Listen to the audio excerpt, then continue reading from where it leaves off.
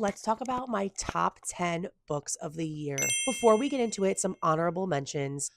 Blacktop Wasteland by S.A. Cosby, Pure Nessie by Susanna Clark, City of Sedition by John Strasbaugh, one of my favorite historical nonfiction reads. I Who Have Never Known Men by Jacqueline Hartman, still thinking about this one. And last of my honorable mentions, All the Colors of the Dark by Chris Whitaker. Number 10, top books of 2025, S.A. Cosby, Razorblade Tears.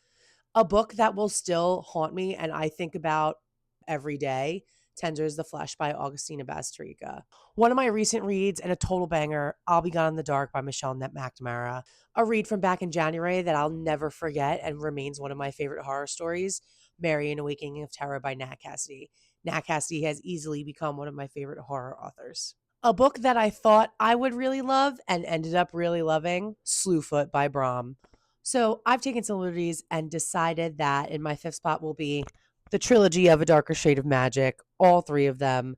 All three were rated 5 stars. Darker Shade of Magic, you get introduced into the world and to the characters in A Gathering of Shadows. Things become more and more dangerous, and you focus on Delilah at sea, which I really enjoyed.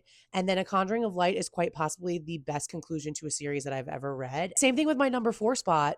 I make the rules. So the Hunger Games trilogy is in my number 4 spot. An average rating across all three of 4.75 stars. I will do an official ranking when I finish Ballad of Songbirds and Snakes and Sunrise on the Reaping. All right, my top 3. This is where things get serious.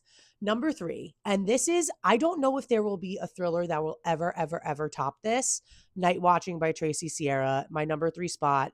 The hands down best thriller I have ever read. 6 stars, on the edge of my seat. Not to mention, this is this woman's debut novel. Taking my number 2 spot, probably shouldn't be too much of a surprise, is The Reformatory by Tananarive Due.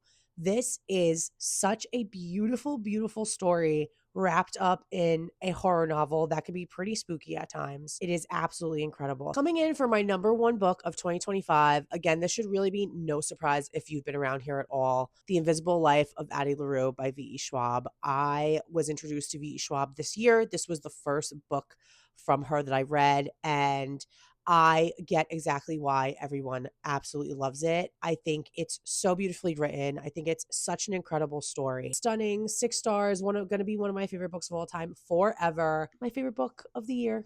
Thanks guys for sticking around. I can't wait to see all of the great books that we all read in 2026. I'm already off to a really strong start. I hope that you are too. I hope everyone's reading things that they really love.